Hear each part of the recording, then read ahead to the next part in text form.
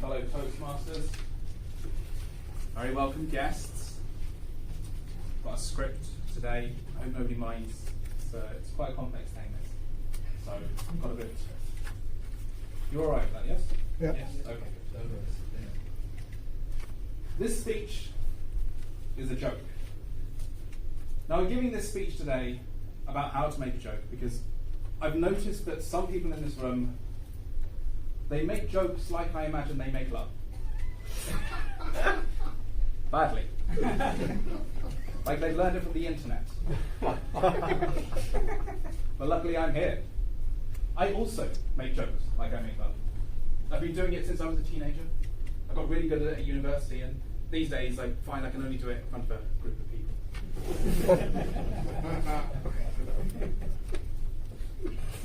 The most important thing to know is that you can be funny without jokes. You can use vocal variety, you can use your body, you can use your content to add humour. But a joke must be funny. That's really important. So what's the recipe for a joke? Joel Morris, in a book called Be Funny or Die, says there are 3 elements to a joke. We construct, we confirm, and then we confound. So we construct a vivid image in our audience's minds. We confirm that image as we lead them down the path, and then finally we confound them. It turns out that there was something else happening all the time. It turns out that a joke is basically a trick. But that's fine. Human beings are pattern spotting machines. And when you give a human being a pattern, they will immediately leap on it. And a joke is when you turn a pattern on its head. You make them realize that the pattern they spotted wasn't really the pattern. So let's go into this a little bit deeper. Construct. So we construct an image in our audience's heads. I'll give you an example. A man walks into a bar.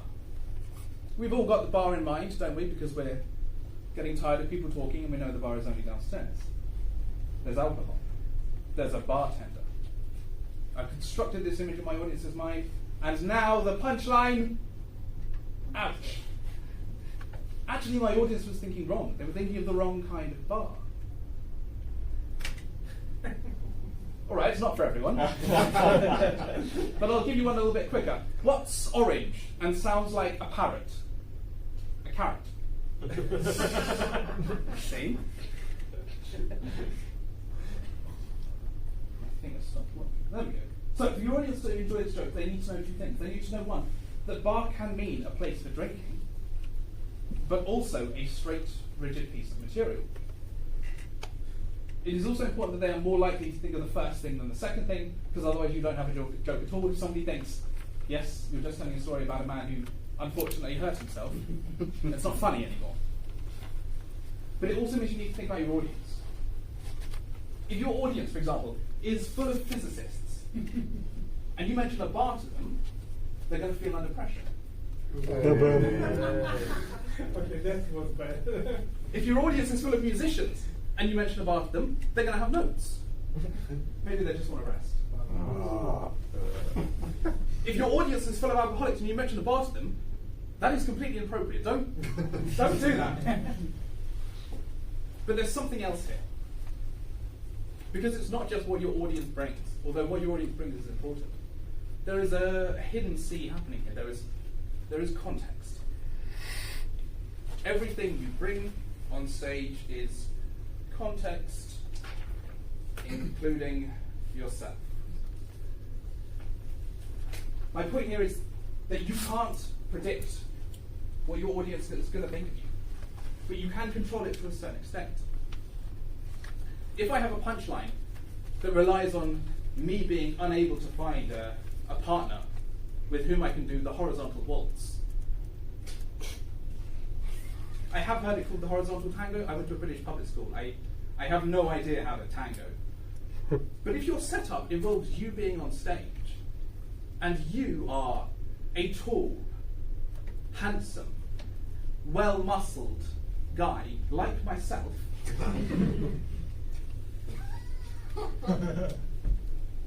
you're going to struggle to get your audience on board. That context is vital.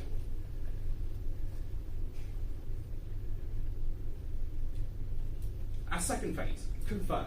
We've constructed the image in our audience's head, and now we confirm. Now, confirm is my favourite part of a joke, because we can spin it out as long as we want. My favourite example of this.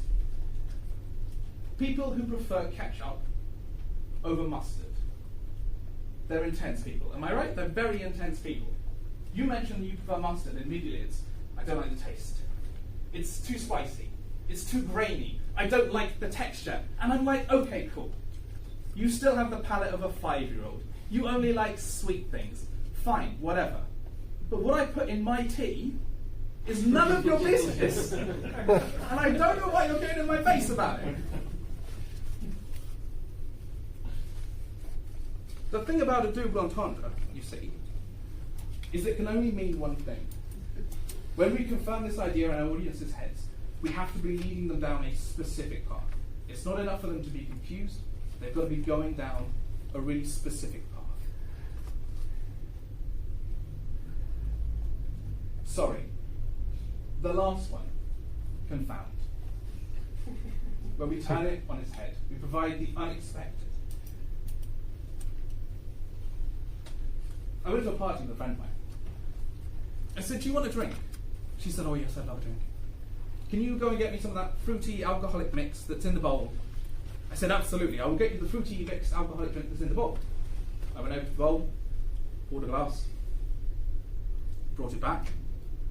She said, thank you. I said, you're welcome. She said, that was quite quick. I said, yes. There's no punchline. Oh.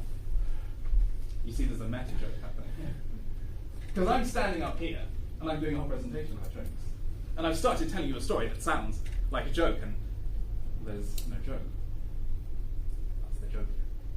There is no joke. Yeah. Construct, confirm, confound.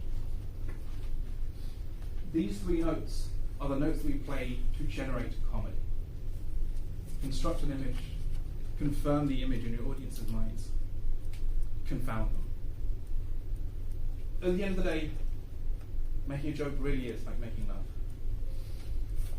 I've got to stop doing it at funerals. Thank you very much.